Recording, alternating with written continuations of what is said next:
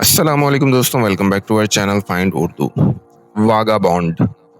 वागाबॉन्ड का मतलब है आवारा, घूमने फिरने वाला, बेमंजिल शख्स। वागाबॉन्ड उस शख्स को कहते हैं जो इधर उधर घूमता फिरता रहता है, जिसका कोई स्टेबल घर या काम ना हो।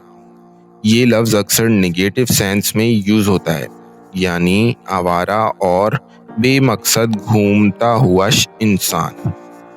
He lived like a vagabond, moving from town to town. वो आवारा की तरह रहता था, शहर से शहर घूमता रहता था।